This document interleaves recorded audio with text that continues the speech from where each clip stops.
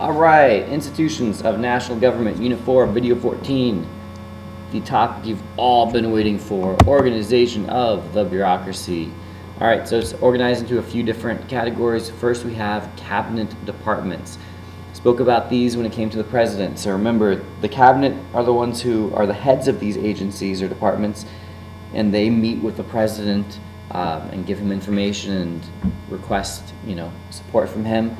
Cabinet departments, so it's like our Department of Education, Department of State, of Defense, Homeland Security, Agriculture, etc. These have major administrative responsibilities over a broad area of policy. The leaders of them are known as the Secretary of, etc., Secretary of State, or Homeland Security, except for the head of the Justice Department. The Department Justice head is known as the Attorney General. So just a little thing to keep in mind in case you see that as an example.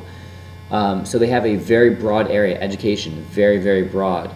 Contrast that with, okay, I mean, how can you not love Ron Burgundy being trapped in a glass case of motion? I mean, really, life doesn't get much better than that. But anyways, as opposed to independent executive agencies, which have narrow areas of responsibility and perform public services. So, cabinet departments, pretty similar. The major difference between cabinet departments and independent executive agencies: independent executive agencies have narrow areas of responsibility. Cabinet departments have a broad area of responsibility.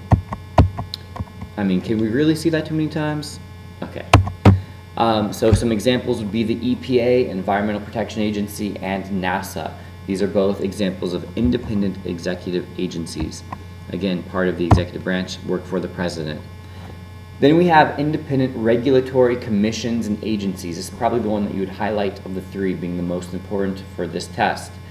They are experts who make rules regulating specific industries, and their goal is to protect the public.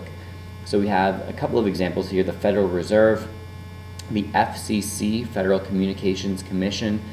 There are others. There's one called the SEC, Securities and Exchanges Commission. The main idea is that they are experts in their area. So Federal Reserve is dealing with banking policy, with money policy of how much money there will be in the United States. The FCC is the head of communications, so TV, internet, broadcasting type of things, and then they make the rules regarding those specific industries. All right, so question is, how are they independent and why are they independent? They are independent so that they will be less influenced by politics. So Obama nominated this lady, that's Janet Yellen. She is the chairman of the Federal Reserve Board, probably the single most powerful woman in the world, one of the most powerful people in the world.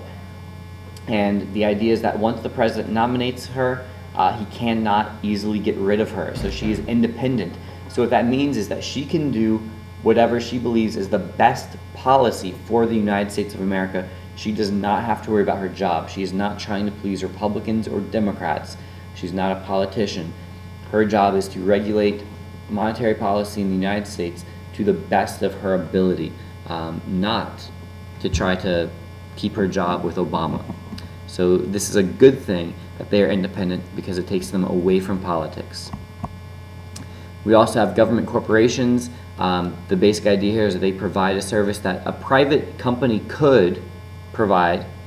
They don't, however, because it's not profitable. So something like Amtrak, running trains, it just isn't profitable. The amount of money that it takes to start up that company, getting the infrastructure in place, and then the amount that you'd have to charge in order to make a profit, there would not be any private companies willing to do that. So as a result, the government provides that service. Their goal is still to make money, and they are pretty independent, so it's not like the president's actively running Amtrak, but they are providing services with taxpayer dollars in some cases because it's something that a private company could do but wouldn't be